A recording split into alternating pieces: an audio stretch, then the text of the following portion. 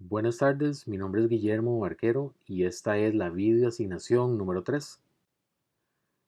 Lo que vamos a ver hoy es un análisis comparativo con 10 diferencias entre una investigación cuantitativa que vamos a ver a la izquierda de la pantalla y una cualitativa a la derecha de la pantalla.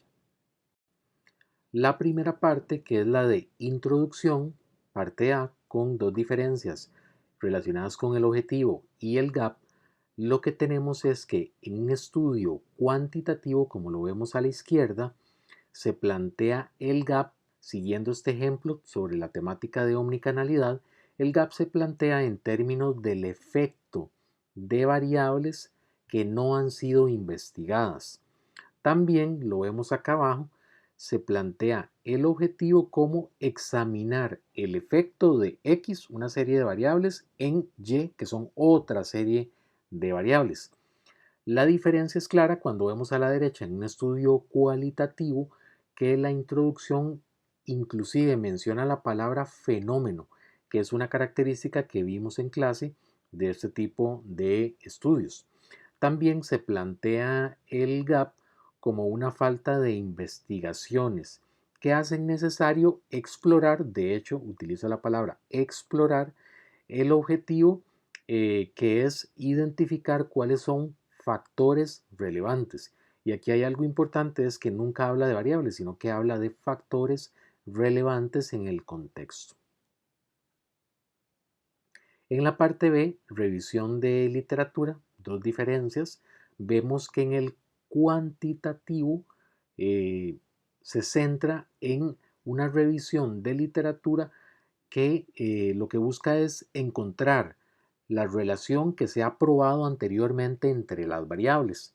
De hecho, la otra diferencia es que se plantea o se construye un modelo teórico que sustenta las hipótesis, que es el que vemos abajo a la izquierda.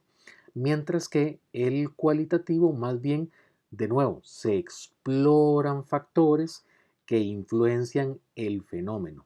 Nuevamente, no se habla de variables, no se habla de relaciones, sino se habla de explorar factores que tienen un grado de influencia, sin que se vaya a demostrar este nivel o esta relación de una manera matemática o estadística. También las referencias profundizan en el fenómeno. De hecho, se menciona aquí textualmente que hay dos papers que lo que hacen es go deeper, ¿verdad? Ir más profundo porque tienen esa riqueza de información que es característico de este tipo de estudios. Así es como se plantea entonces también un diagrama, que es el que vemos acá abajo, que es ese marco teórico, ya no propiamente un modelo, sino más como un marco teórico que es el que va a guiar la investigación. En la parte C de metodología, de muestra, variables y procedimientos para poder encontrar tres diferencias, vemos a la izquierda en el ejemplo cuantitativo que la muestra es numerosa.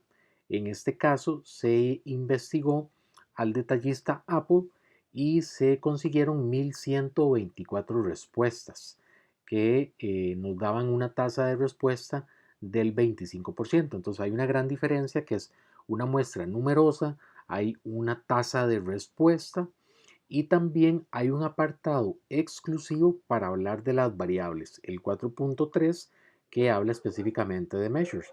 Y en esta sección es en donde se abordan cómo ellos encontraron todas estas variables de la literatura y comenzaron a hacer adaptaciones para tener un juego propio de variables que son las que están utilizando en el estudio. Vemos también que en la parte de procedimientos se menciona claramente, acá abajo a la izquierda, procedimientos o pruebas estadísticas, la aplicación de una prueba estadística como lo es el PLS. Cuando nos vamos a la derecha, al mundo cualitativo, más bien la muestra es pequeña, tenemos 6 casos de estudio y lo que el marco teórico nos produce son factores para analizar, factores del contexto que ellos quieren analizar. Y por último, en la parte de procedimientos, no hay propiamente procedimientos estadísticos, sino que hay procedimientos en la aplicación de una serie de pasos ellos le llaman iteración, o sea, hay una repetición en donde ellos toman la información, la analizan y la contrastan contra este marco teórico, toman información adicional de otro caso de estudio, la vuelven a analizar, toman esos datos encontrados, los presentan de una manera gráfica que vamos a ver más adelante, y esa iteración es lo que hace que ellos vayan llegando a una serie de conclusiones. De nuevo, no son demostraciones ni estadísticas ni matemáticas, sino son las interpretaciones que hacen ellos como autores. En la parte de resultados, sobre el reporte, las evidencias, con el objetivo de encontrar tres diferencias, se puede notar en el ejemplo cuantitativo de que ellos recurren a las pruebas estadísticas y a mostrar cuáles son los resultados de su aplicación. Entonces, en este caso dicen que el primer factor respondía por menos del 50% de la varianza. Entonces hay una clara presentación del resultado estadístico. Otra diferencia es que esto ellos lo hacen en dos etapas. Primero hay una etapa que ellos le llaman el preanálisis, que es la validación de las variables para descartar la introducción de sesgos a través de la aplicación de pruebas, como en este ejemplo que di. Después viene ya la comprobación estadística matemática del modelo. Entonces ellos corren una serie de tests sobre el modelo para finalmente la tercera diferencia, que es adoptar o rechazar las hipótesis que ellos se plantean. Y para esto ellos utilizan mucho la demostración estadística, apoyados en tablas como esta que se ve acá abajo a la izquierda, que les permite, apoyado con el texto, rechazar o aceptar las hipótesis. La diferencia con el cualitativo es que el cualitativo, como lo mencionaba antes, lo vamos a ver más grande a continuación, lo que hace es ir llevando al lector a través de la secuencia de pasos que van siguiendo los investigadores, en donde van, estudian la información recolectada de un caso de estudio, la vacían, por decirlo así, en un diagrama y van colocando, en este caso, como lo vemos acá a la izquierda, en esta serie de cuadrantes, ellos van ubicando a los diferentes casos de estudio.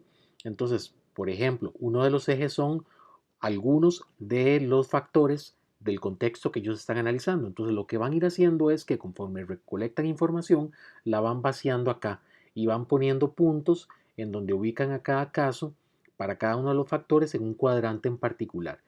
Eso lo van haciendo de manera iterativa, paso por paso, hasta que al final el resultado último en este ejemplo es un diagrama, que es el que se muestra acá, que dice que a la izquierda tenemos todos los factores de contexto que fueron ellos analizando y que fueron apareciendo a lo largo del estudio, y a la derecha cómo ellos afectan cada uno de los procesos en este paper de configuración de un centro de distribución, y el círculo sólido significa que tiene un grado de influencia alto y el medio lleno pues que tiene un grado de influencia medio. Así es como ellos presentan sus resultados.